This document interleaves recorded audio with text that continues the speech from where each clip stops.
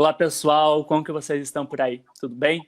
Eu sou o Igor Lima, jornalista do Endomarketing.tv, o blog da Project. Eu estou feliz pra caramba em estar aqui conversando com vocês nesse episódio da sessão terapia, que vai contar um pouquinho ao longo desses episódios que nós estamos gravando dessa nova temporada sobre saúde mental e qual que é a melhor forma de lidar com os diversos problemas e doenças relacionadas à saúde mental.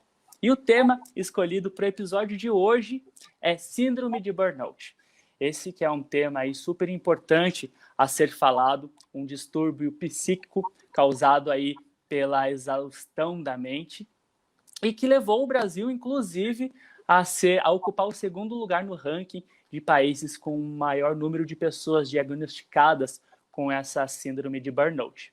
Mas eu não estou sozinho nessa, eu trouxe duas convidadas incríveis aqui para bater esse papo conosco, para a gente não levar soluções prontas ou alguma coisa do tipo, mas para a gente trocar uma ideia, para você ver que você não está sozinho nessa, que tem muito mais pessoas em volta aí do mundo com problemas parecidos com os seus e que no final desse bate-papo você tenha um direcionamento ou se sinta mais confortável em lidar com esse tipo de problema, tá bom? Bem, deixa eu apresentar minhas convidadas então.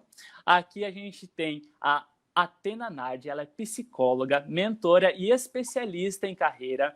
Ela atualmente mora, olha como a gente está chique, ela mora em Israel e aí abriu um espacinho na sua agenda para conversar com a gente aqui no Brasil e atua aí no mundo corporativo há mais de 20 anos na área de tecnologia com a psicoterapia. Então, Athena, seja muito bem-vinda e muito obrigado. Muito obrigada, é um prazer estar aqui. E também conversa com a gente a Roberta Caruzi. Ela é uma ex-publicitária paulistana, autora do livro No Limite do Estresse. E ela participa da nossa conversa compartilhando um pouquinho sua história de 25 anos no mercado de trabalho, interrompidos aí pela síndrome de burnout, o que fez com que ela tivesse algumas visões diferentes sobre a vida dela e deu alguns direcionamentos também diferentes para a sua carreira e que a gente vai descobrir ao longo desse bate-papo. Seja muito bem-vinda, Roberta. Obrigada, eu agradeço muito o convite. A sensação da gente descobrir que não é só com a gente é um alívio maravilhoso. Eu espero que as pessoas que possam se identificar sintam esse alívio.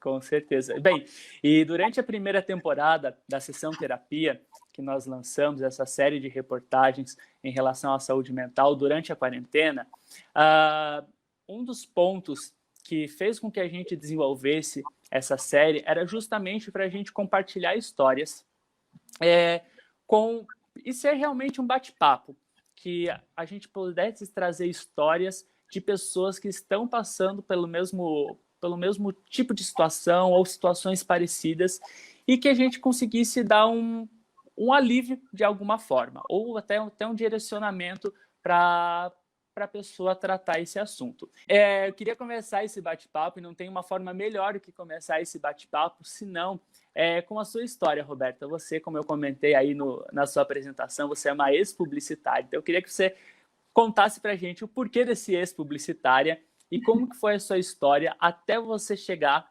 aí a descobrir que estava passando pela síndrome de burnout.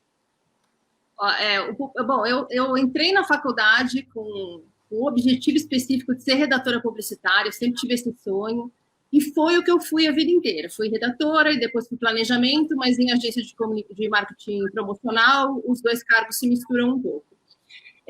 Algumas coisas sempre contaram vantagem para mim, como o fato de eu ser muito rápida, como o fato de eu me dedicar e me comprometer com o trabalho de uma maneira assim, considerada acima da média. E eu sempre achei que eu estava arrasando, porque eu trabalhava numa coisa que eu gostava, que eu era boa, eu era reconhecida por isso, e eu tinha pontos fortes que eram valorizados no mercado. E eu, sinceramente, não entendi o que estava acontecendo quando começaram os primeiros sintomas, por dois motivos. Primeiro, porque são sintomas que se diluem no dia a dia. Né? Todo mundo está cansado, todo mundo está estressado, todo mundo está correndo, todo mundo precisa acreditar que isso é normal. Então, na hora que você começa os primeiros sintomas, não tem por que você acreditar que está acontecendo alguma coisa fora do normal com você. E segundo, eu perdi a minha linha do raciocínio, porque eu falei que eram 2 motivos. Sim, e segundo, porque eu nunca tinha ouvido falar em burnout na minha vida. Eu nunca tinha ouvido falar nessa palavra. Eu não sabia que existia uma síndrome de esgotamento profissional. Tanto que o que aconteceu foi o seguinte, eu estava trabalhando aparentemente sem maiores problemas, fazendo meu treino de corrida, minha academia, cursos, e trabalhando na agência muitas horas por dia. E aí eu tive um treco, aparentemente do nada. Eu estava jantando com uma amiga, eu passei muito mal, e a partir desse dia, eu comecei com um nível de fadiga que eu mal ficava em pé. Hoje, olhando para trás, eu consigo entender quando a coisa começou, os primeiros sintomas, mas a gente não tem essa orientação, principalmente, sei lá, 6 anos atrás, então eu não sabia o que estava acontecendo, nem que estava acontecendo alguma coisa que eu precisasse prestar atenção. Quando eu tive esse treco, eu demorei do dia do treco até eu ter o diagnóstico 3 anos. Eu fiquei 3 anos com uma fadiga absurdamente alta, sem conseguir fazer literalmente nada por muitos meses, depois muitíssimo pouco nos outros meses. 3 anos, eu fui em pelo menos 15 especialistas top, e todos me falavam que eu não tinha nada. Que eu não tinha nada, que era coisa da minha cabeça. Teve momentos bem baixos para mim, de comparações ou comentários, ou risadas, ou humilhações até, que a gente passa no consultório do médico que não está preparado para tratar uma pessoa com burnout, e depois de 3 anos eu consegui finalmente encontrar uma explicação porque eu estava sentindo, que fizesse sentido, o que eu falava para o médico fazia sentido, que ele respondia para mim também, e foi aí que eu comecei a ser tratada corretamente e a sentir melhora e estabilidade em algumas coisas. Quando você entende o que acontece, só aí você pode começar a melhorar. Porque até então você continua se estressando, falando, gente, como assim eu não tenho nada? Olha como eu estou me sentindo. E você fica perdido, desesperado, desamparado, achando que você está ficando maluco, e isso estressa muito mais do que qualquer coisa que você possa ter passado antes no mercado de trabalho, né? Com certeza. E aí, depois desse período, você saiu da agência e escreveu um livro, é isso? Na verdade, eu saí da agência 3 dias antes do dia do treco. Eu não estava gostando da agência que eu estava trabalhando. E eu tinha tido o que eu considero um pré-burnout. Não sei se isso é um termo que eu estou usando corretamente, mas eu considero um pré-burnout. Eu tive depressão. Eu fiquei assim, sem nenhuma perspectiva, eu tinha uma sensação de impotência muito grande. Eu trabalhei numa agência que quebrou minha alma, e a partir dali eu entrei em depressão. Eu tive um período que eu fiquei perdida, sem saber o que fazer e tal. Então, quando eu saí da agência, eu achei que eu estava super bem. Passou 3 dias, eu tive esse treco. Passou 3 anos, eu tive o diagnóstico. Comecei a entender o que estava acontecendo, e eu acho que passou mais uns 2 anos até eu escrever o livro. Porque na hora que eu escrevi o livro, foi a hora que eu me senti segura do que estava acontecendo comigo, de como eu tinha responsabilidade naquilo, na parte que eu não tive responsabilidade naquilo, como eu poderia ajudar as pessoas. Porque aconteceu o seguinte, na hora em que eu descobri, que eu entendi o que estava acontecendo, que eu fui num médico, que a coisa começou a fazer sentido, eu falei, as pessoas não podem passar por isso. É uma desumanidade as pessoas passarem pelo que eu estou passando. Então, como eu posso colaborar para que as pessoas não passem por isso? Eu falei, eu vou compartilhar o que eu estou passando na minha recuperação em tempo real. Até porque, quando você pesquisa histórias sobre pessoas que caíram com burnout, a história é apresentada assim, eu caí aqui, estava no fundo do poço, tive burnout, estava me sentindo assim, assim, assim. E hoje estou super bem, veja como eu venci, eu tenho sucesso em outra área, mas esse caminho do meio, que é muito duro, ninguém te conta como é. E a gente, em volta da gente, tem médicos falando porcaria, tem pessoas falando groselha, às vezes querendo ajudar, às vezes só querendo se sentir melhor consigo mesmo. A gente fica muito desamparado, a gente é desautorizado, a gente fica se sentindo meio fracassado, meio culpado. São muitas emoções que a gente precisa manejar, sem entender ainda como a gente chegou até ali. Tem uma sensação de fracasso. E quando você cai num médico que não está pronto, que não está preparado para realmente te ajudar, ele acaba te atrapalhando muito. Então, eu falei, eu vou dividir o que eu estou passando, as minhas conclusões, os meus insights. Primeiro, por tudo isso, e segundo, porque não é todo mundo que tem condição de formar uma equipe multidisciplinar em volta de si mesmo para se tratar. As pessoas não sabem, elas vão num médico qualquer, que dão um remédio qualquer, e a pessoa fica se sentindo fracassada em não conseguir melhorar.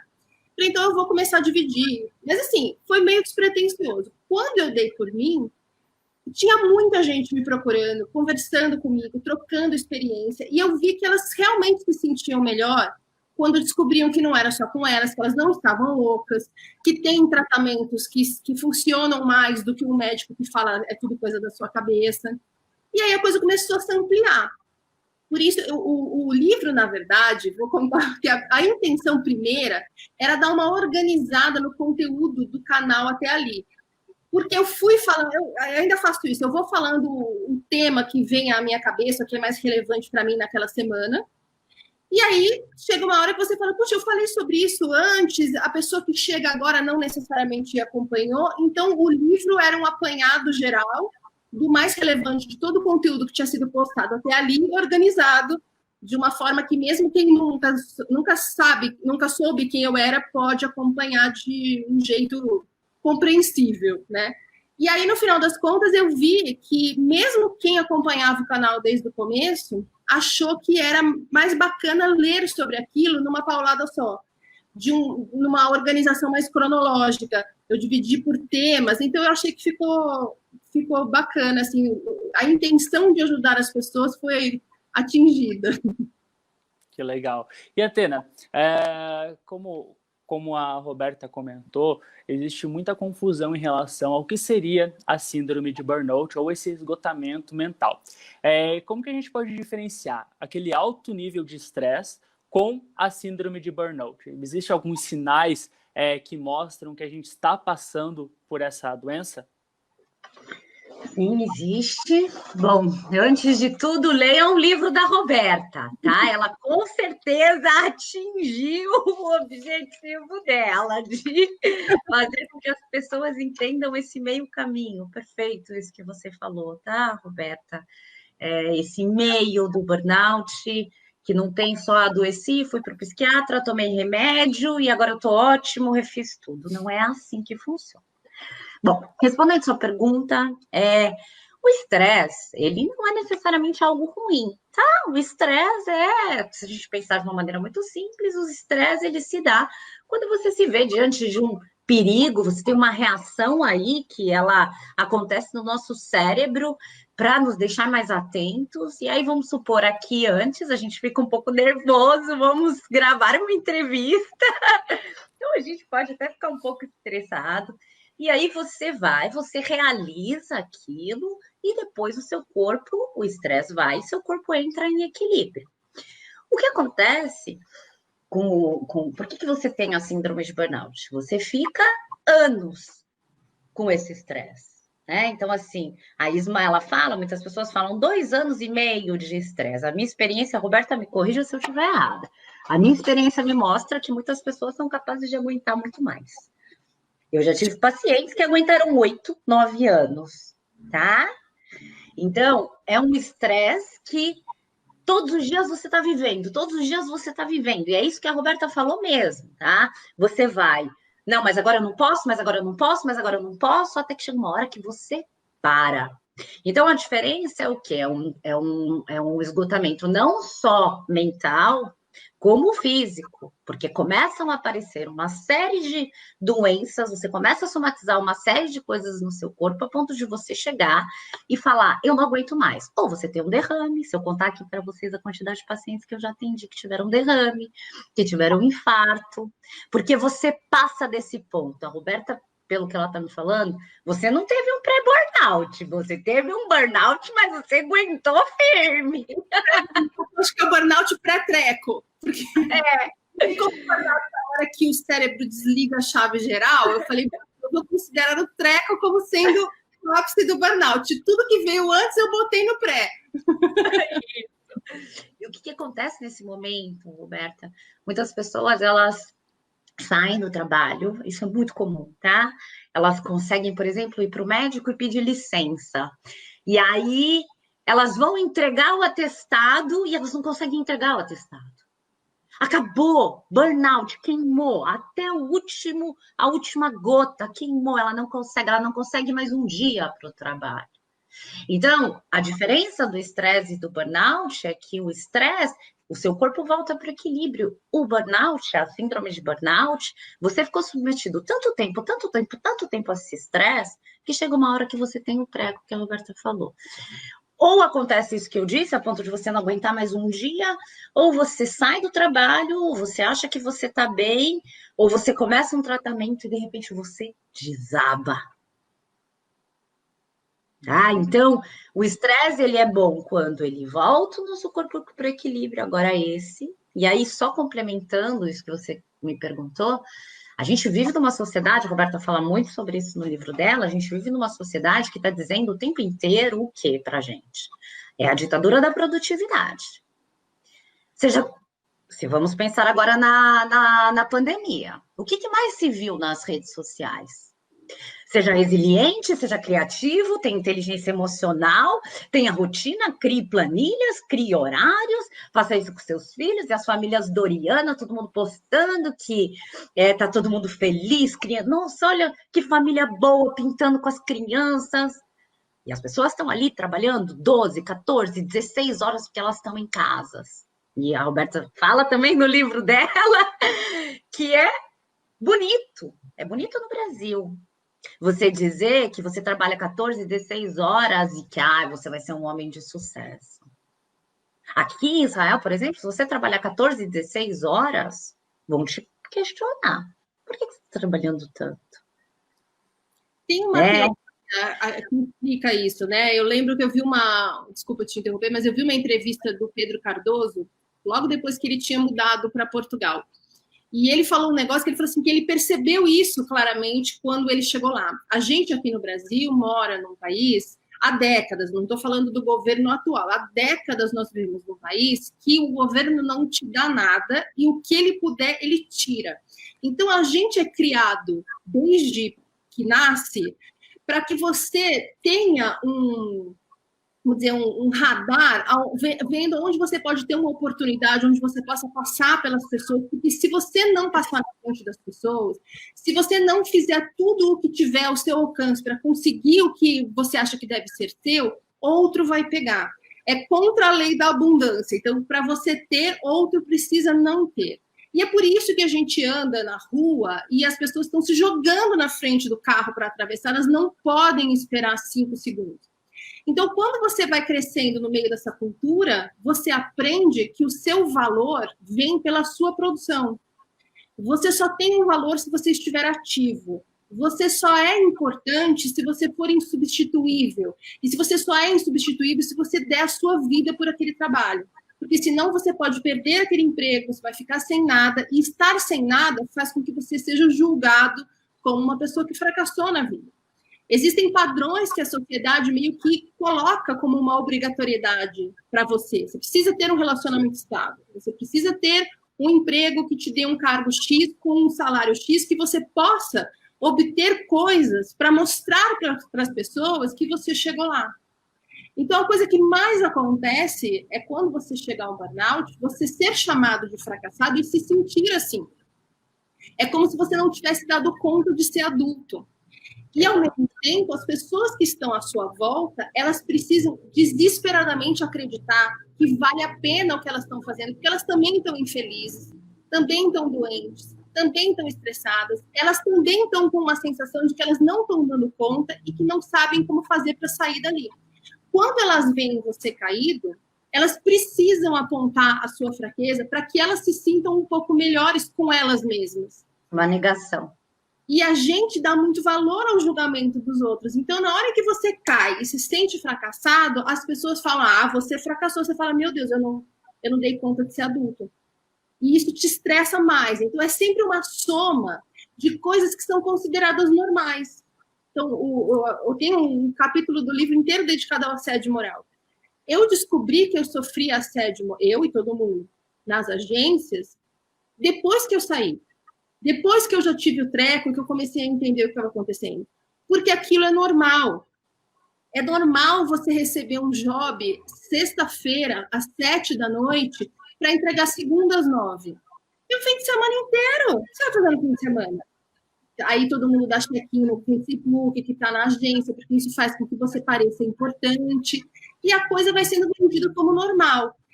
Você se incomodar com isso já faz você parecer fraco. Entendeu? Então, eu trabalhava de 18 a 20 horas por dia. Eu tinha dia que eu chegava na agência segunda e voltava quarta para casa, achando que era normal, todo mundo faz isso. Então, assim, se eu estou achando ruim, é porque eu não aguento o tranco.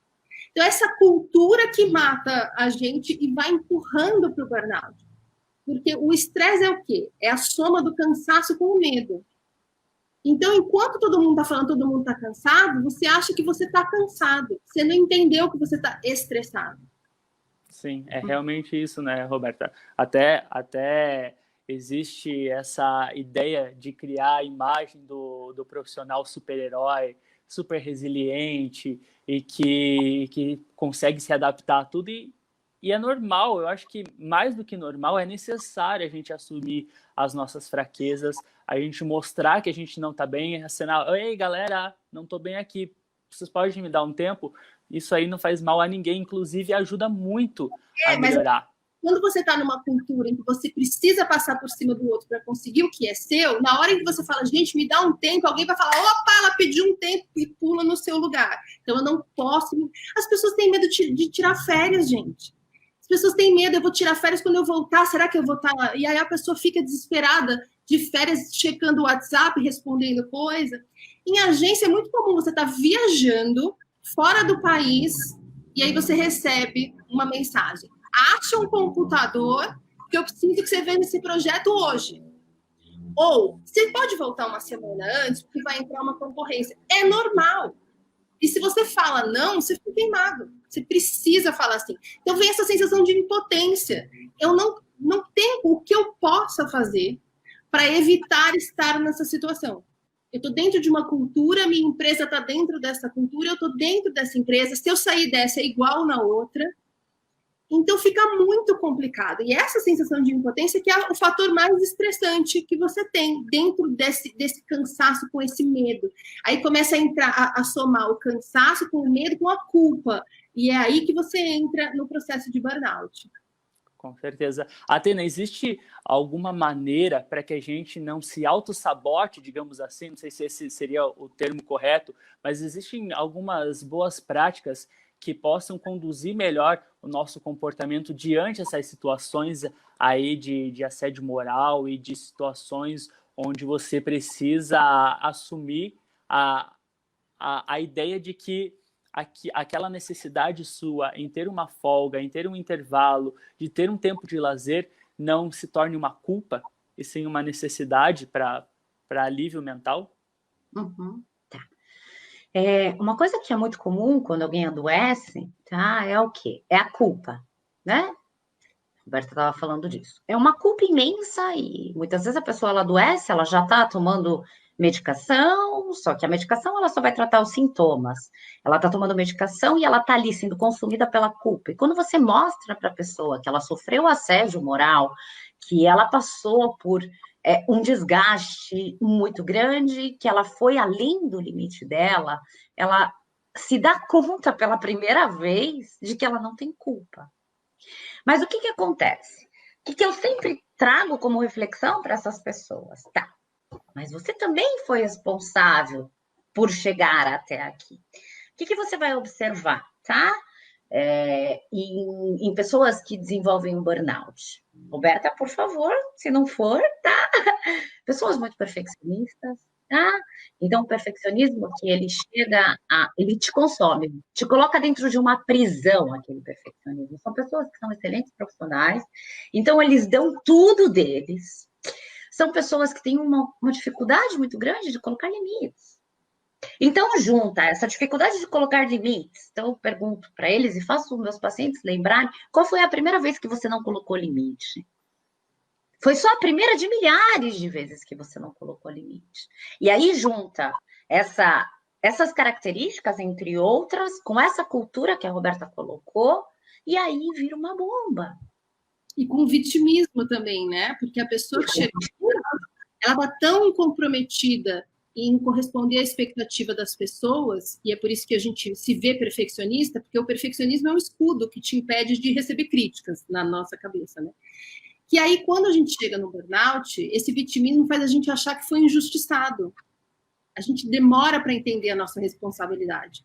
Então, porque a gente acha que foi injustiçado, por quê? Porque o perfeccionismo você só faz e você faz tudo de maneira perfeita. Então, como é que o outro não dá valor? Eu falei hoje sobre isso. Né? Eu me esforcei tanto. Ou o bonzinho. O bonzinho que quer sempre agradar. Então, ele está sempre olhando para fora, para o outro, porque o outro vai pensar. Então, quando o outro não reconhece, ele se sente frustrado. Nossa, mas eu dei tudo de mim. Então, essa mentalidade, né? De comigo as coisas não dão certo, as pessoas não são justas. E tudo que acontece, eu falo assim, olha aí, falei.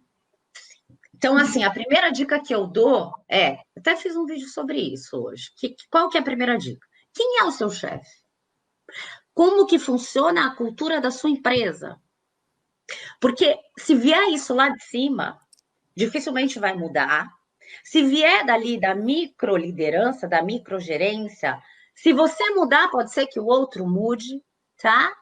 Agora, se você está numa cultura que é tóxica, que ela funciona desse jeitinho que a Roberta falou, exatamente, que se você sair de férias, alguém vai pegar seu lugar, que você fica persecutório todo o tempo, se defendendo. Olha a fonte de estresse, é como se você tivesse um leão todos os dias, que você tem que ficar olhando o tempo inteiro, que eu aqui. E você tá liberando cortisol no seu corpo, e tá liberando todos os hormônios de estresse no seu corpo de noite. Aí você chega à noite em casa, você não consegue dormir, porque você está pensando em tudo isso. Aí você toma uma medicação para dormir, e aí tá lá, a noite inteira seu cérebro trabalhando. Aí vem o pânico, aí vem todas as doenças psicossomáticas. Então, primeiro de tudo, você está numa empresa em que você está vendo que você está adoecendo, que as enxaquecas está se entupindo de relaxante muscular, você já começou a tomar medicação para dormir, tudo seu não funciona direito, é gastrite, é isso, é aquilo. Para e pensa, bom, eu estou numa empresa altamente tóxica. Existe alguma chance disso aqui mudar? Não, não existe.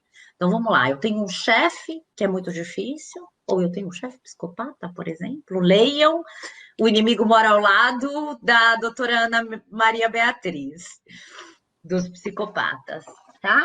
Então, assim, primeiro identificar com quem você trabalha. E depois identificar como é você. Porque, às vezes, as pessoas vão mudando só de nome, os personagens são os mesmos. Você se comporta assim. É um padrão na sua vida. Você dá tudo de você. E aí, mais uma vez, gente, eu falo isso porque a Roberta falou tudo no livro dela. Mais uma vez, a Roberta falou uma coisa fantástica no livro, que o burnout, ele é uma oportunidade de você rever tudo isso. De você rever essa maneira de ser. De você rever o que você quer para a sua vida. Então, ficar atento aonde isso vai me levar? E parar de negar que seu corpo está te dando sinais. Está te dando sinais. E não assustando, mas isso pode te levar a algo mais grave. A Roberta poderia ter tido um derrame. Se ela não tivesse saído da agência 3 dias antes. Não, eu acho, assim, é uma coisa muito difícil de fazer, mas que em algum momento do processo de recuperação a gente consegue fazer isso com uma facilidade que hoje, para quem esteja ouvindo, pode parecer meio gratiluz da minha parte, mas confie em mim. Que é a gente entender que o burnout não é um castigo, não é um azar, a gente não está sofrendo bullying de Deus. O burnout é uma oportunidade. Se eu não tivesse tido burnout, eu ia morrer com um AVC antes dos 50. Eu tenho entre amigos e conhecidos de agência 7 pessoas que morreram em 2 anos, quer dizer, 6. Uma ficou com muita sequela de um AVC, e gente que teve infarto. Isso, os que morreram, ou perto disso. E os que tiveram síndrome do pânico, e os que entraram em depressão, gente, é muita gente. E mesmo assim, a gente considera que o normal, que a maioria das pessoas está bem, é a grande minoria. E só complementando o negócio que a gente estava falando do funcionamento do corpo, porque eu acho que isso é uma coisa fundamental para a gente entender e que a gente só entende também mais para frente no processo. Nem a Atena estava falando. Quando a gente tem uma situação de estresse, o corpo altera uma série de funções para que a gente esteja pronto para fugir ou para lutar, para que a gente sobreviva àquele perigo, ameaça, risco, emergência. Passou a situação, tudo volta a funcionar normalmente no corpo. Quando esse medo, essa sensação de que você está correndo um perigo, um risco, e você está numa situação de emergência, é o tempo todo? Então, quando você está com medo de perder o seu emprego, do que as pessoas podem achar do seu desempenho, que você está com síndrome de impostor, que você tem medo de ficar sem grana, de você tem medo de perder o emprego e ser julgado na sua casa, na sua família, com seus amigos, de ficar sem emprego e a crise e a pandemia. Quando tudo te dá medo, essas funções alteradas do corpo estão full time alteradas. E depois de um tempo, elas simplesmente não voltam sozinhas. E você pode estar numa praia deserta com o Keanu Reeves, ou Angelina Jolie, se você preferir, que você vai reagir a qualquer coisa como se você estivesse no meio da guerra. E você fica sem entender, mas você continua reagindo como se você estivesse no meio da guerra. Porque o corpo não consegue mais fazer isso voltar sozinho. E esse é o grande problema de quando a gente começa a se tratar.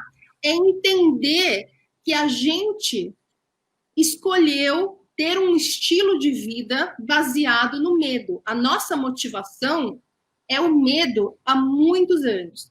Para que você consiga se recuperar de um burnout, você precisa mudar o seu estilo de vida completamente, que é o que a Atena estava falando. Você precisa aprender a fazer novas escolhas, a lidar com pressões, cobranças, críticas sua e dos outros de uma outra maneira, a entender que as suas verdades valem mais do que a opinião dos outros. Você precisa reaprender a lidar com o mundo adulto. E aí é aí que cai a ficha. É quando a gente começa a fazer isso, só aí que você entende a sua responsabilidade. Porque a gente passa, foi culpa minha, não, foi culpa da empresa, não tive culpa nenhuma. E num terceiro momento você fala, pera, então não foi culpa de ninguém, mas teve responsabilidade de todo mundo. Então, a gente vai começando a entender ao longo do processo. Pode ser que agora, alguém que esteja caminhando para o burnout não consiga, por exemplo, identificar como ela poderia sair por exemplo, eu identifico que eu estou num ambiente tóxico, mas a possibilidade de eu sair desse ambiente dá tanto medo. Por quê? Porque o corpo aprendeu a pensar sob estresse. E o que o estresse ensina o corpo a fazer? A focar no medo, no risco, no que pode te trazer algum tipo de dano, no que ofereça risco para a sua vida. Então, você só consegue focar no ruim. E quando você só consegue focar no ruim, você não entende que tem o bom. Então, às vezes, você identifica que você está num ambiente tóxico e você não consegue entender como sair daquilo. Então, na hora que você identifica, procura ajuda. Procura uma terapia, porque é a terapia que vai fazer com que você comece a entender que tem saída, que tem caminho, que tem opção, mesmo que agora você não esteja conseguindo ver. Uma excelente colocação. É importante. E, inclusive, falar sobre saúde mental, ainda existe muito tabu para falar sobre saúde mental, justamente pela falta de conhecimento das pessoas em relação a isso. E aí eu queria direcionar essa conversa agora para um olhar que não seja o eu, seja o outro, né? No sentido de como que a gente pode lidar com a pessoa que está passando pela síndrome de burnout. Eu assisti alguns vídeos no seu canal, Roberta, que você falava justamente isso. O que as pessoas não devem falar para as pessoas que estão passando por síndrome de burnout. Porque quando a gente vê uma pessoa com a fragilidade e com problemas de saúde mental, até não por maldade, mas eu acredito que seja por falta de conhecimento mesmo, que a gente acaba soltando umas frases ou tendo alguns comportamentos que, em vez de ajudarem, eles vão piorar. E eu queria que você relatasse um pouquinho, no seu caso, como que foi lidar com essa situação a partir do momento que você identificou que você estava ali com com problemas de saúde mental, com a síndrome de burnout. Como foi você lidar com esse tipo de situação e com a rejeição dos colegas de trabalho? Na verdade, eu não estava presente no ambiente de trabalho, né? Porque quando eu tive o treco, eu tinha saído da agência com a intenção de me tornar freela, mas não consegui nem... Porque eu falei, eu vou tirar uma semana de férias. E aí, no meio da semana, eu tive o treco, né? Foi devastador. Pelo seguinte, nessa hora, primeiro que aconteceu um negócio comigo, que foi o seguinte, eu construí minha vida inteira em cima da minha carreira. Porque foi uma forma, e isso eu só entendi depois, de eu não precisar lidar com o que eu achava difícil lidar. Então, eu enterrei minha vida pessoal e foquei na parte profissional, porque veio muito fácil para mim. Entendeu? Então, eu via resultados, eu estava me achando super maravilhosa e as pessoas me reconhecendo e valorizando, e eu não precisava lidar com o que eu tinha dificuldade. Então, na hora em que eu me vi impossibilitada de trabalhar e de continuar a carreira, quem era eu? Então, teve esse momento que parece que você foi pisar no chão e tiraram o chão. Você não sabe quem você é. A gente constrói uma identidade em cima do cartão de visita, que é um negócio que você só percebe na hora que você não tem mais isso, entendeu? Eu não era mais a Roberta da agência tal, eu não era mais a diretora de planejamento, não sei de onde. Quem que eu era? Então já começa daí. E você tem essa sensação de cair no vazio em meio a comentários. Então aí você começa a perceber. Os seus amigos, que na verdade tinham algum interesse em estar do seu lado por conta da própria carreira. Aí você tem os amigos de décadas, às vezes, que te conhecem intimamente, mas que escolhem, de alguma maneira, entender que você pirou, que você está doido, que você é desequilibrado. Param de falar com você ou fazem comentários horrorosos. Você tem a sua própria família que te rotula de preguiçoso, de fresco, de mimizento, porque não entendem que você realmente possa estar passando por uma coisa que te impede de trabalhar. Eles acham que você achou uma desculpa para se encostar, que você é preguiçoso. Entendeu? Então, aí você junta a psicofobia que existe com essa cultura de você só ser alguém de valor se você estiver na ativa produzindo. Senão, você não tem meio termo. Ou você é um cara vencedor ou você é um fracassado. Então, você vai direto de um ponto para o outro sem saber o que está acontecendo. E aí você tem os médicos que falam absurdos, riem de sintomas. Teve um médico que me comparou com a hemorroida dele. É nesse nível. Então, você fica completamente desamparado e você começa a achar que você realmente está desequilibrado e não está querendo aceitar. Então, faz parte do processo de burnout. E quando você passa esse horror, você olha para trás e fala, putz, isso foi legal. Você aprender o seu próprio valor. Você conseguir discernir quem quer te ajudar e quem só não quer aceitar as próprias falhas. Porque os amigos verdadeiros, eles continuam do seu lado. Mesmo que eles não saibam o que fazer nem o que falar, eles continuam do seu lado. Aí tem um segundo grupo de pessoas que tentam ajudar, mas o preconceito que elas têm, a falta de ser bem resolvido delas, fala tão alto que elas só conseguem te criticar, te colocar para baixo, te humilhar. E elas entram em campeonato de drama. O campeonato de drama é quando você diminui o sofrimento do outro. Ah, você não sabe, aconteceu tal coisa, eu não consigo dormir. Ah, eu também não consigo dormir. Eu cheguei a ouvir muitas vezes pessoas falando assim, ai, que inveja, você acorda tarde. Só que eu conseguia pegar no sono às 8 da manhã. Aí eu dormia até às 11, passava o dia inteiro sem força e eu ouvia que a minha vida era boa, que a pessoa estava com inveja, porque eu acordava a hora que eu queria. Então é uma coisa muito esmagadora. Muito esmagadora. E a conclusão que a gente tira daí é que as pessoas querem te ver bem, mas não melhor do que elas. Então, precisa tomar muito cuidado quando você precisa entender o que está acontecendo em volta de você. E esse é um aprendizado valioso do burnout. Você aprender o que você é, você ter certeza do que você está sentindo e fazer com que isso seja mais forte do que a opinião dos outros.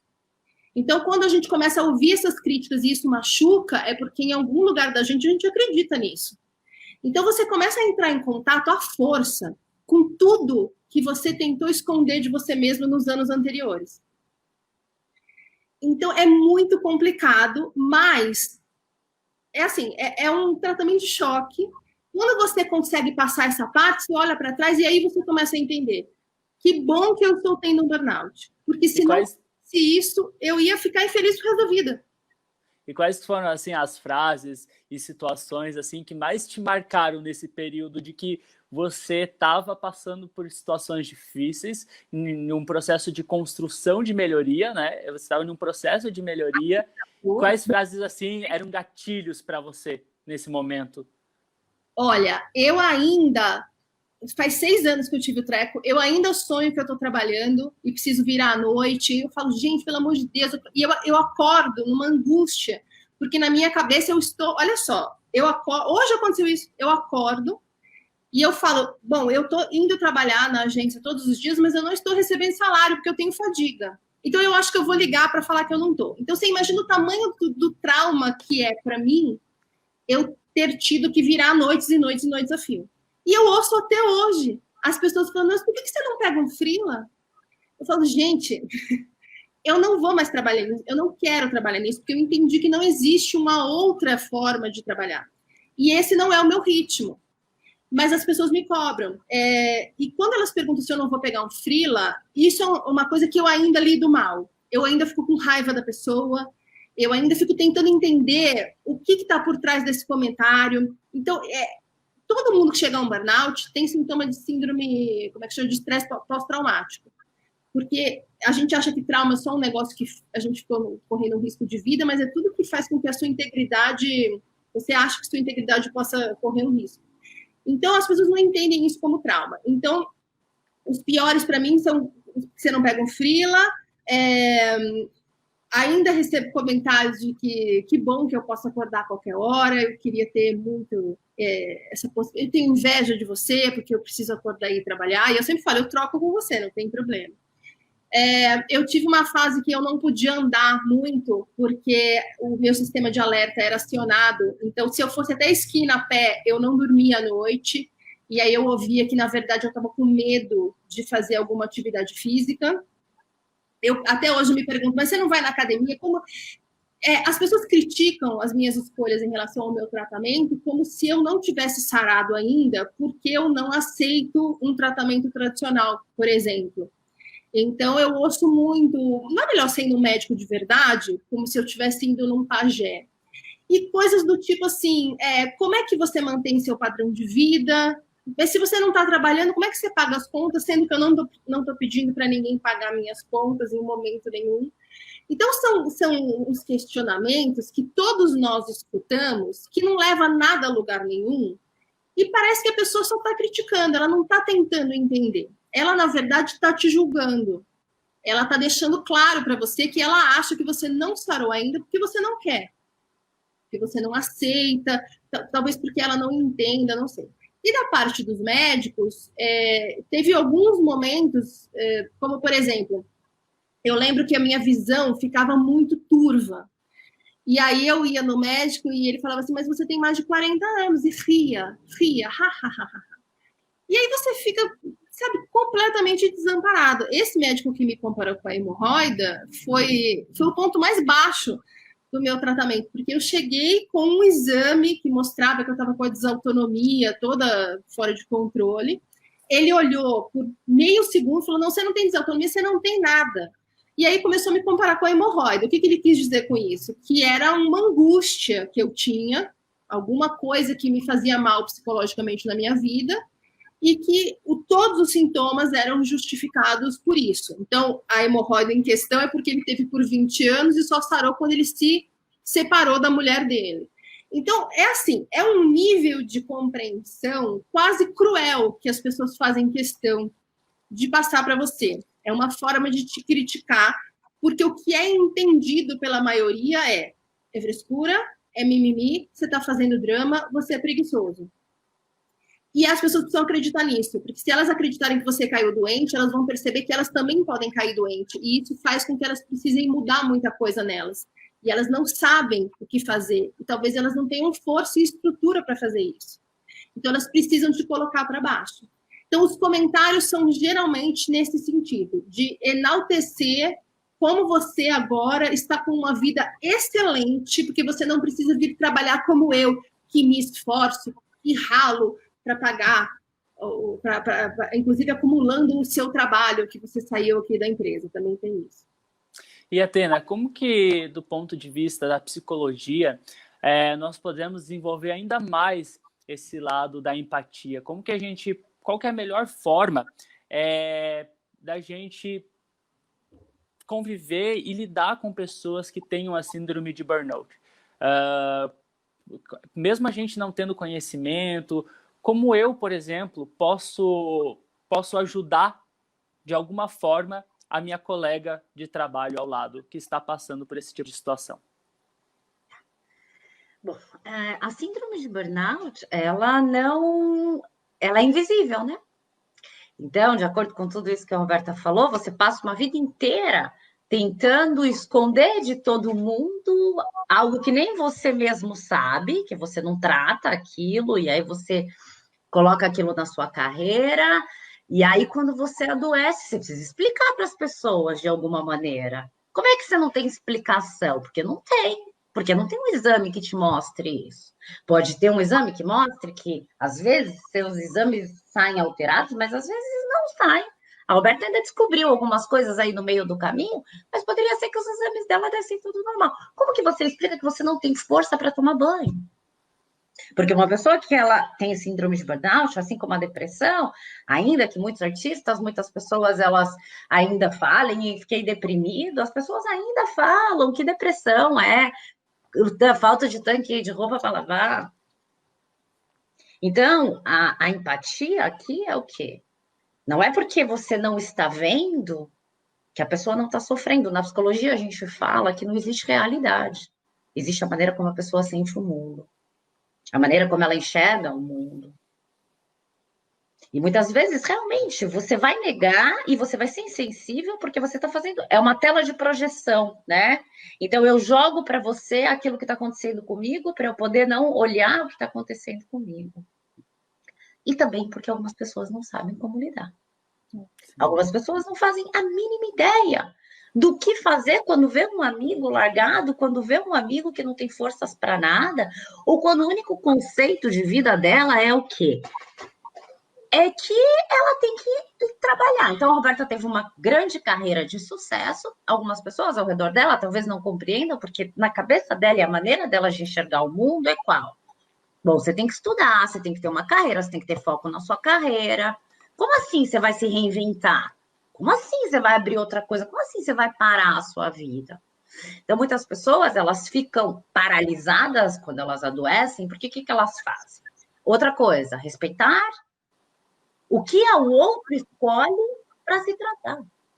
Para mim pode funcionar uma coisa, para a Roberta outra, para você outra. Você para e você vai para o psiquiatra. Aí ele te dá uma medicação, porque normalmente o burnout está junto com depressão, está junto com ansiedade, e aí eles minimizam aquilo e é depressão, é ansiedade. Aí os seus sintomas melhoram um pouquinho, só que você continua exausto. Você não tem força para viver, você não tem força para nada. E aí você fica visitando, eu falo, emocionalmente aquele lugar todos os dias. Então, quando a Roberta sonha até hoje, é por quê? Porque emocionalmente, às vezes, ainda ela vai lá. Você já parou de ir fisicamente, mas tem pessoas que ficam todos os dias acordando e indo para a empresa. Por quê? Porque elas não conseguem ver a vida delas de outra maneira. Tá bom, não é aquela empresa, mas posso encontrar uma outra empresa igual, né? E não se dão conta de que isso não serve mais para você. Com certeza. Sim, né? Porque às vezes a gente acha que não serve mais para a gente e é o fim do mundo, e não é. Exato. Então, o que fazer? A empatia é o quê? É muito difícil, tá na moda falar de empatia, né? Mas é muito difícil você olhar com o coração do outro. Você olhar, por exemplo, a Roberta chegar, não como psicóloga, mas a Roberta chegar como amiga e contar. Eu tô sentindo isso, eu não tenho força para nada. E, ó, Roberta, como é que eu posso te ajudar? Exatamente. Eu acho que a pessoa que ouve... Eu acho que a melhor forma de ajudar uma pessoa que está chegando no burnout é você acreditar nela. Só de acreditar nela, você já vai estar ajudando mais do que você imagina. E também ter na mente que você só consegue ajudar quem quer ser ajudado. Então, não pode ficar forçando uma barra, porque a pessoa já está se sentindo cobrada. Quando você força a barra, que cada um tem seu ritmo, e tem uma questão de ritmo também quem chega a um burnout. A gente geralmente está vivendo no ritmo dos outros, não é o nosso.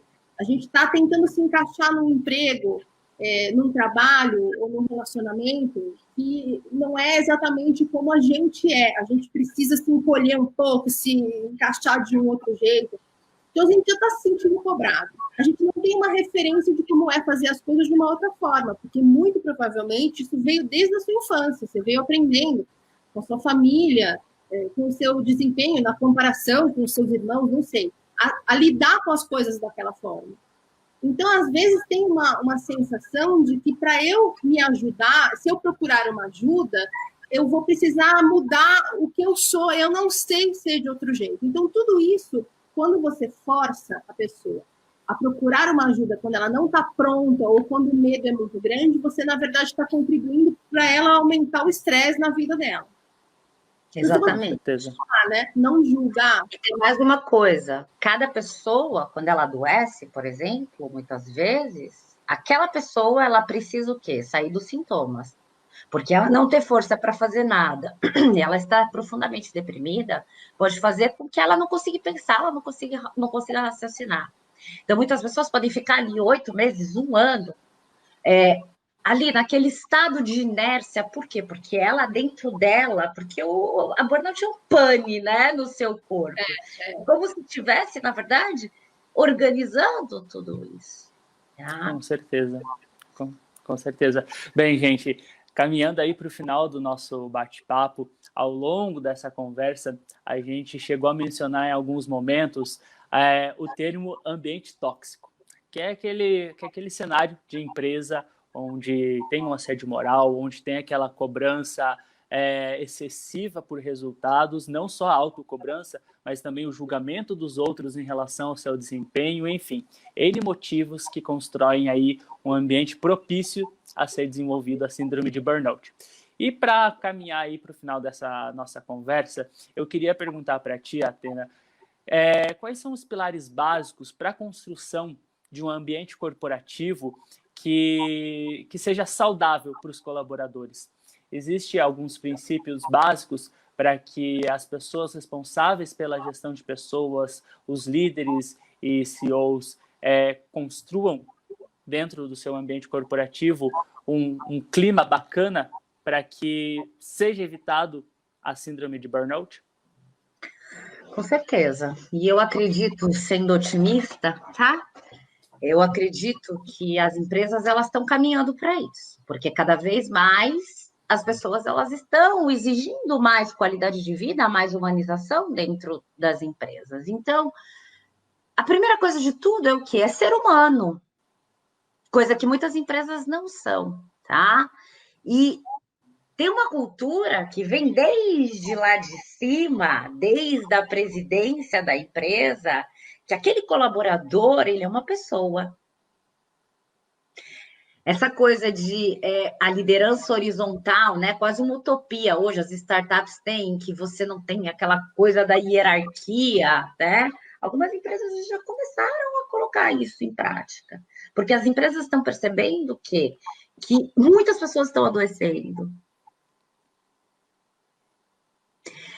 A quantidade de pessoas que estão se afastando, a quantidade de pessoas que estão adoecendo por conta dessa competitividade, disso tudo aí que a Roberta contou, dessa loucura de que você tem que trabalhar de madrugada, que você tem que estar sempre disponível. Isso aqui, ó, tá na nossa mão o tempo inteiro. O nosso WhatsApp pessoal, o mesmo WhatsApp profissional. Você tá o tempo inteiro aqui. Isso aqui entrou na nossa vida e tudo se misturou, na verdade. Então, as empresas olharem para os seus colaboradores como pessoas que estão adoecendo, tá? É um caminho longo a se percorrer, tá? Eu acho que ele também podia destacar, de novo, eu te interrompendo, perdão. que o negócio da assertividade, porque as empresas que mais têm ambiente tóxico são aquelas que se focam muito mais no resultado e não nas relações pessoais. O principal fator de estresse que faz a pessoa abandonar a empresa por ambiente tóxico é o chefe dela, não tanto, às vezes, a empresa como um todo. E por quê? Porque o chefe, ele está num sanduíche de metas. Ele precisa resolver a questão da meta da equipe dele, ele vem sendo pressionado por cima, pelos chefes acima dele, e ele tende a descontar essa pressão na equipe. E aí, quando alguém começa a dar uma patinada, a não entregar o resultado que se espera, o que se precisa dessa pessoa, tem muito chefe que começa a cobrar mais e a considerar que aquela pessoa não serve mais, ao invés de sentar e entender aonde está o problema, porque às vezes é um problema ainda manejável. E eles precisam entender que a pessoa com burnout, a pessoa que está caminhando para um burnout, a pessoa que não está conseguindo produzir, se ela for cobrada mais ainda, ou se ela for substituída e o resto da equipe ficar assistindo o quanto cada um vale para aquele chefe, a produção vai cair. Se essa pessoa for afastada um tempo para poder se recuperar, para poder buscar uma ajuda, para poder de novo conseguir se levantar e produzir de novo, ela vai voltar produzindo mais e melhor.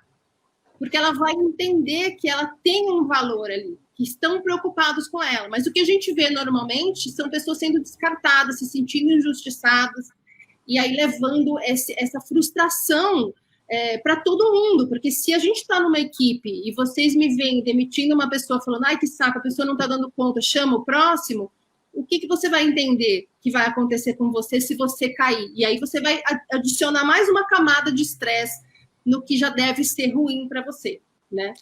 O presidente da Starbucks, ele fala que ele prefere uma pessoa honesta, uma pessoa colaborativa na equipe dele, um líder humano, do que um gênio sem caráter. Tá? Então, assim, o que acontece? Só para dar uma resumida, né, nessa questão do burnout. Você tem todo tipo de chefe. Você vai ter um monte de chefe psicopata, você vai ter... Isso não vai se resolver de uma hora para outra, tá? É muito importante que as pessoas que estão lá em cima, elas vejam isso. O que esse líder está fazendo com a equipe? Só que a gente tem muitas empresas que tem aí os livros, né? Da verdade, como é que é? A verdade é... Ai, sei lá, esses slogans aí, desses caras que falam, acorde 4 horas da manhã. Trabalhe enquanto os outros trabalhem enquanto outros... É uma verdade aí, que é a verdade nua e crua, que você chega para a pessoa e você fala para ela, você é um sei lá o quê, né? Você trabalha com não sei o quê, sabe? E aí isso vai fazer com que a pessoa vá se motivar. Tem livro disso. Tá? Então, as empresas aqui é o quê? Que tipo de empresa você quer? Você quer essa empresa? Se você tem essa mentalidade de que a Roberta estava falando, de resultado, você não vai estar nem aí para os seus funcionários. Você só vai se dar conta do prejuízo que você teve quando toda uma equipe sua adoecer. E aí aqui eu deixo uma dica, tá?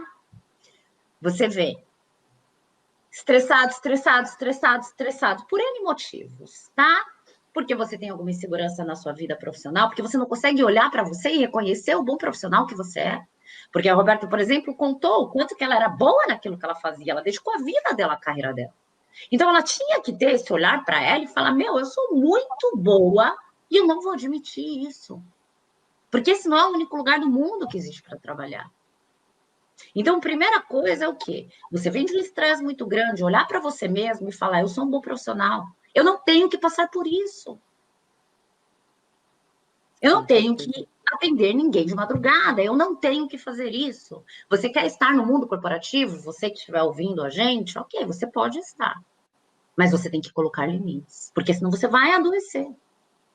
Porque não tem quem não adoeça, quem não coloque limites. Ainda mais se a gente pensar no mundo que a gente vive hoje.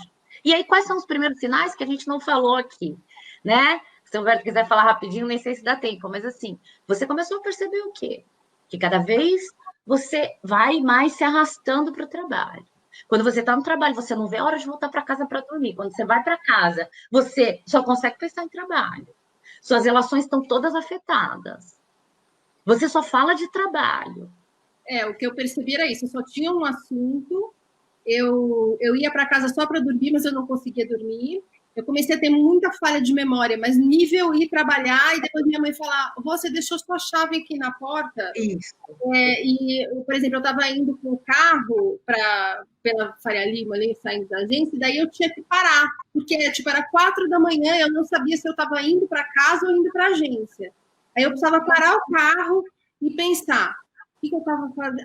Estou indo para casa. Então, a minha memória, que sempre foi ótima, começou a defeitos, Mas tudo isso você acaba atribuindo, tô cansada, eu diria não. Exato. Depois, quando você olha para trás, você também tinha uma sensação de... Eu tinha síndrome de impostora, eu não conseguia falar não porque eu não queria ser criticada, porque eu não tinha consciência do meu valor e eu achava que a crítica poderia me derrubar. Te dá uma sensação de impotência, se eu sair daqui, todo lugar é igual. Você não consegue entender que você tem a opção, inclusive, de não trabalhar mais nisso, porque vem junto com a sensação de, gente, mas olha o que eu ralei para chegar aqui, para jogar tudo pro alto. Então, você começa a ter uma forma de pensar meio maluca mesmo, que só faz sentido para você e você não consegue sair. Por isso que é importante procurar uma ajuda logo que você começa a perceber que alguma coisa está dando defeito, porque sozinho você fica nesse ciclo remoendo e chegando a conclusões, que só te atrapalham. Quando você consegue entender que você precisa ir para a terapia, você vai conseguir enxergar essas coisas de um outro ângulo. Meus amigos falavam, mas não é possível, por que você não sai desse lugar? E eu pensava, meu Deus, o que eles estão falando? Olha o tanto que eu estou me esforçando, eu vou sair, agora vou pagar de fracassada, entendeu? E é uma coisa que a gente guarda pra gente, que se fala é criticado, e na terapia você pode falar livremente, né? Uma coisa que eu sempre falo é o quê? A intensidade das coisas, tá? Você tá com um pouco de falha de memória, porque você trabalhou a semana inteira. Qual que é a frequência disso? Faz quanto tempo que você vai para casa e só pensa em trabalho? Quando você vai para o trabalho, você não vê a hora de voltar para casa? Faz quanto tempo que você não consegue tirar um fim de semana para passear com seus filhos? O que é que seus amigos estão falando? Preste atenção. O que é que a sua família está falando? Você só trabalha. Isso que a Roberta falou é de fato. Você entra num ciclo de justificativa. Né, o brinco que é o conto do Barba Azul, que você fala a barba dele não é tão azul. Não, a barba desse trabalho não é tão azul. O que você quer dizer com isso? Não, mas eu não posso, porque isso... Outra coisa muito importante, tá? Nunca agora você pode parar para tirar as férias. Nunca agora você pode parar para tirar a licença. Esse nunca agora que você pode parar, dependendo do estágio que você tiver, pode te levar a um derrame. Então, é sempre importante você... Onde eu estou chegando no meu limite e tem algo dentro da gente que a gente sempre sabe. Tem uma intuiçãozinha, uma vozinha, que talvez foi o que fez a Roberta sair 3 dias antes da agência, que está te dizendo, tem alguma coisa errada com você. Seu corpo inteiro está te dizendo que ele não aguenta mais. Então, você começou a ver, gente, entra na internet, leia um livro da Roberta que vai ajudar muito vocês, entrem na internet e procurem os sintomas. Se vocês estiverem aqui, que estão ouvindo a gente, vai ter algo dentro de vocês que vai dizer para vocês, gente, eu acho que eu estou no caminho disso. E se vocês acabarem de assistir isso e falar, não, ou derem todas essas justificativas que a Roberta deu, prestem atenção, fiquem atentos. Isso é olhar para si, né? Uma grande amiga, com 27 anos, uma mulher linda, vaidosa, talentosíssima, que ela não parava. Ela não parava, e todo mundo falava, você precisa parar, ela já tinha todas as tites do mundo, se entupia de medicação. Um belo dia, ela saiu do trabalho de madrugada, de tanto que ela tinha trabalhado, na hora que ela abriu a porta do carro, ela teve um derrame, e ela tá com a cara inteirinha torta. Ai, Jesus. Então... da automedicação, né? Que a gente não quer perder tempo, então você começa a apelar para remédio. O meu vício era o açúcar. E parte do meu colapso ter sido tão grave é também porque eu exagerava no açúcar e eu tenho hipoglicemia. A gente procura coisas que deem uma sensação de bem-estar, porque a gente não está conseguindo ter bem-estar na nossa vida. Então, relaxante muscular, bebida alcoólica... Um monte de compulsão pode piorar ou pode aparecer. É você tentando se sentir bem de alguma forma, porque na sua vida você não está conseguindo tirar esse bem-estar, né? E aí a gente começa a exagerar. E aí, por exemplo, na questão do açúcar, o açúcar faz a sua ansiedade subir. A sua ansiedade faz você ter mais medo. E isso faz você procurar o açúcar. Você fica nesse ciclo. E o seu corpo está lá entrando em pane e você ainda achando que está tudo bem. Então, precisa ficar atento a essas menores coisas. Você mudou a sua forma de comer? Você acha que está comendo mais ou menos? Você está tendo pico de pressão que você não tinha? Qualquer resfriado vira sinusite. Você está mais cansado que o normal. Você dorme e acorda, parece que você não descansou. E às vezes você não consegue dormir porque você fica pensando em 500 coisas. Se dormir parecer para você um desperdício de tempo, é um grande alarme. Você precisa ficar ligado nisso, sem esquecer que se você comentar com alguém, vão minimizar. Vão falar que imagina, que bobagem, deixa de exagero, ser fresco. Você precisa entender, é o que a Atena falou, o que está dentro de você. Você em algum lugar que você sabe que está dando ruim. A gente só finge que não está, porque a gente não quer pagar de fracassado. Exatamente. Para terminar, não é porque você faz exercício, ou então você é fit aí, você é uma pessoa fit, você se alimenta super bem, é vegetariana, ai, não tô nesse risco, tá sim. Tá?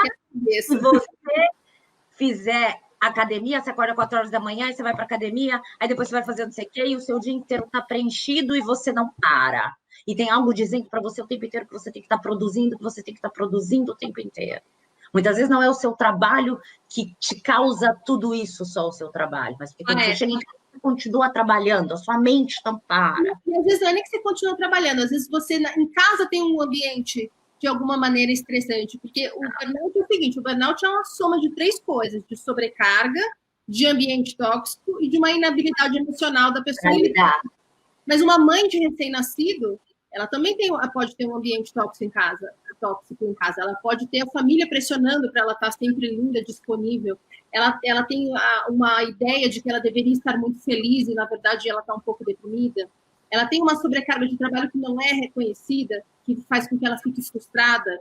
Então, qualquer ambiente que leve a pessoa a essa mesma combinação pode levar a um burnout por si só. Agora, imagine uma pessoa que trabalha num ambiente tóxico, que tem uma sobrecarga, que está com dificuldade em lidar com isso, chega em casa e está num relacionamento abusivo, ou tem uma família que não valoriza, que pressiona para que ela resolva tudo, a pessoa acaba centralizando e se estressando cada vez mais. Você precisa ficar atento também ao fora do trabalho. E se você não souber, peça ajuda, leia um livro da Roberta, porque se você estiver passando por isso, você vai se identificar com tudo e vai falar, meu Deus, ela está falando de mim! Gente, é isso mesmo. Obrigada! Gente, é isso mesmo. Queria agradecer a participação de vocês na nossa série de Sessão Terapia. Como eu comentei no comecinho dessa nossa conversa, a ideia aqui não é apresentar fórmulas mágicas ou alguma coisa do tipo, é a gente conversar, é a gente trocar ideia.